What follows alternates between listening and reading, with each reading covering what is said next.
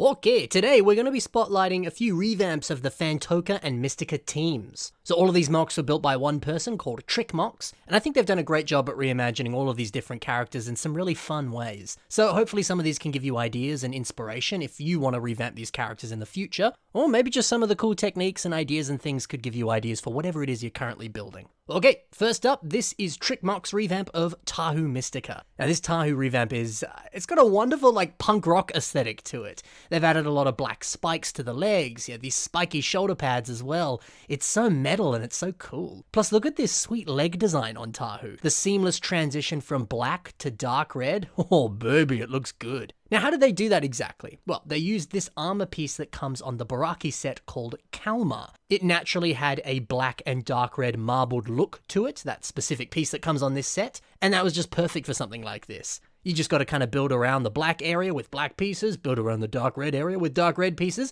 and suddenly you got a perfect transition of color. It's wonderful. Now, you could also achieve a fairly similar design with other pieces that have this same kind of marbled effect. For example, the torso piece on Malum comes in Keat Orange with that nice marbled dark red through it. Gresh's mask also comes in lime up the top with dark green down below. Strax's nice ice shoulder pieces, they have white on the bottom and that nice lighter blue up top. There's heaps of different pieces that really transition nicely from one color to the other. Why not use them as that nice transitioning point? Now, when we compare this revamp to the original set, one of the most noticeable differences is the weapon, the big spinning blades. The choice to make these huge blades, I think that was a really fantastic choice, if I do say so myself. The big gnarly blades, they work well with that punk rock vibe that we were talking about before. Yeah, this is just a brilliant reimagining of Tahu. Trick Mocks also killed it with his Kopaka revamp as well. So this edit, I think it really brings out the lovely trans blue details that have been added in here. And it makes me realize that original set, it really could have benefited from some trans blue details. Now look, I love Kopaka and I love Kopaka Phantoka, but I don't know, he always felt a little bit bland.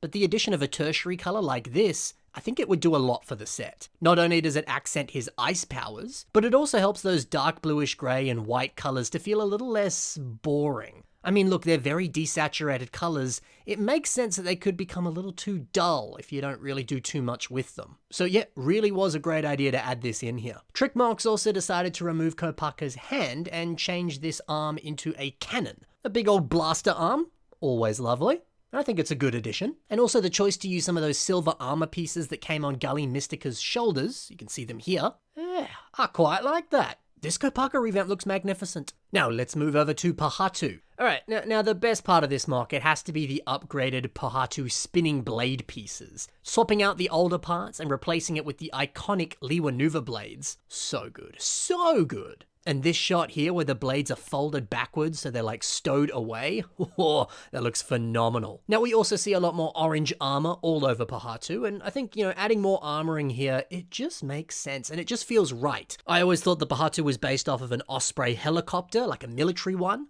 so adding in a little bit more armor, it just kind of makes sense for that. Big stocky helicopter vibes, perfect. Alrighty, on to Gully now, and sadly there's no shots of the back of Gully, but it seems like she's got some sort of skirt. Although, this looks a little bit more like just protective armor that just covers up her legs and her back. Whatever it is, it's an interesting idea. I guess you could say it even looks like the tail feathers on an eagle or a bird, and given that each of these characters had some type of flying vibe, it makes sense. Although, if they've got tail feathers and no actual wings, maybe that could have been a good addition giving Gully some wings. Whatever though, it still looks cool. Now I do like the inclusion of some tube elements here on the torso, the unique curvy shape of them, that's rather fun. But also, the idea of including the tubes, it just makes sense. Gully was part of the team that was exploring the swamps, and she's a Toa of water. So, she needs to breathe under that water, it makes sense she'd need some breathing tubes so she can survive under the water. Although, yeah, she did have the mask of underwater breathing, didn't she? So maybe she doesn't actually need those tubes. There goes my theory.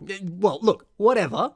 The tubing there still looks good. Who cares if it defies the law of Bionicle and the story and all that? The rule of cool defeats everything. I like it. Now, the blaster design here is pretty neat, using that Rakshi staff piece, so it kind of looks a bit like a harpoon, and then the chain that's attached to that there. That helps sell the concept even more. Yeah, I really like that, theming the weapon to be a little bit more associated with the water. It makes sense for a Toa of water. Plus, I can just see it now, shooting that harpoon into a Makuta, and then them flying through the sky as Gully holds on and tails behind them. When a weapon helps paint the picture of the epic battle that you'd have as you fight using that weapon, it's a cool weapon. Oh, and also the trans yellow studs on the torso and the legs. I simply adore that. A magnificent pop of color. It's another great way to add a nice splash of detail and something new to the character.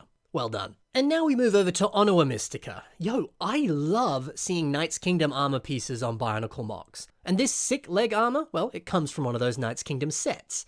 That villainous, spiky look of these pieces, it's beyond cool. So adding it onto Onoa? Sick. But you may say, I don't know, is that a little bit too villainous for a heroic Toa? Nah, it's more punk rock Toa. And that's a winning combination. Plus, I think the look of this piece, it accents and complements those Onoa claws very nicely. Plus, hey, great to see those claws returning. Of course, they were on the original Onoa, but they were distinctly missing from Onoa Mistika. And I do like how they've updated them as well, making them posable by using those skull spider claw pieces.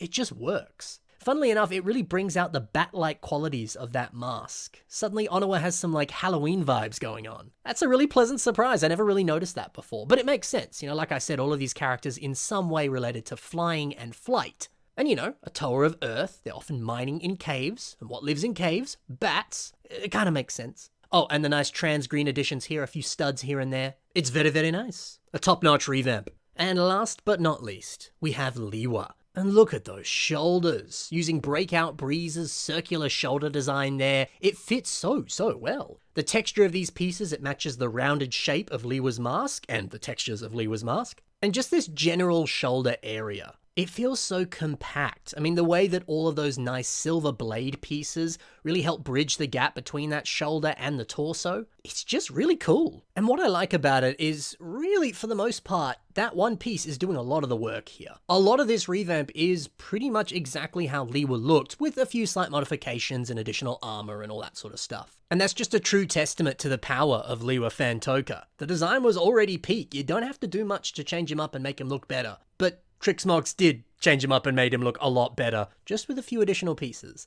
I do also like how this lower leg design looks here, adding in some of those CCBS armor pieces to that pre-existing limb that was already on Liwa Phantoka. It's great. It again is kind of continuing across some of those fighter jet vibes, which was the vibe I often got from Liwa Phantoka. Good idea to include that and continue that vibe even further. There's a very simple elegance to this mock. I really love it. Might be my favorite of the lot here. So well done to Trixmox. He revamped all of these characters very well. And I always really enjoyed these sets as a kid. It's just lovely to see new versions of them. So be sure to check the links in the description below. Go follow Trixmox. Go leave a like on some of his posts. Go comment on some of his posts. And let him know what you think of his phenomenal builds. Also in the description below is the submission email. If you've got mocks that you'd like to see on the Bionicle Inspiration series, you can submit them to that submission email. It's right there, waiting for you. Put whatever information you think is important in that email, pictures, a link, whatever, any bits of backstory, then send it my way and I'll do my best to feature it in an upcoming episode. So thanks again to Trixmox, and thank you for watching the episode. Love you tons, happy building, and bye for now.